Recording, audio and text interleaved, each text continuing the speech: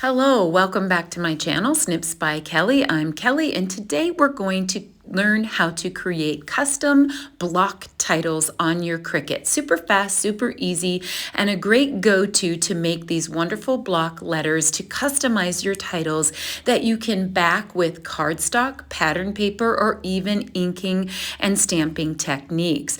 So I've linked in the description a full process video of how I created the layout that we're looking at called Splish Splash, and you can check that out. And also in the description is my Design Space file for this title that you are free to use, and I would love to hear from you if you create using this title. I love to see what paper crafters do with the things that I put out there. So when you open up your Design Space file, you're going to go to the Shape menu, grab a square, and you're going to click the Unlock button and resize that to 2 by 2.5.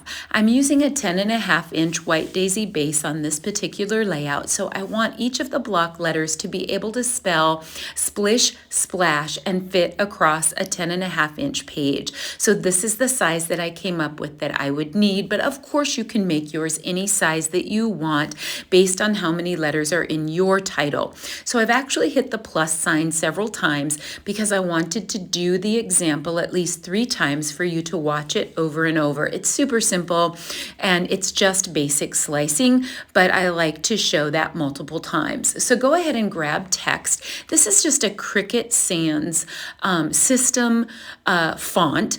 And I love this because if you hit the bold, it makes perfect block letters. They're no fuss, no muss, no curly cues, just a wonderful block letter that you can use. So go ahead and stretch that letter to be the size that you want it. Select both images and hit the slice tool. Wait just a minute and wait for the magic to happen. And then you can remove those parts that you don't need, and it makes the perfect block letter. Let's do that again. Grab your text. Type your P for Splish Splash. Stretch the corner of the P to be the size that you want. Now I want to be able to fit foam tape under these block letters, and so I don't want it so big that there isn't space enough to fit some foam tape underneath, but I want it to be just right in the center. So select both of those images, hit the slice tool, and wait for the magic to happen, and then delete the insides. Now, you can hit the duplicate button on each of those letters as many times as you need. For example, for the title Splish Splash, you need 4 S's, 2 P's, 2 L's, and then of course some other letters. So let's go ahead and make that L. Type your L, stretch your L, pull your L over to your rectangle, select both the letter and the rectangle, hit the slice tool, and wait for the magic to happen. Just so simple. Like, why would we struggle when we can just make the words that we want, and we can customize names and customize all kinds of things that we can't particularly find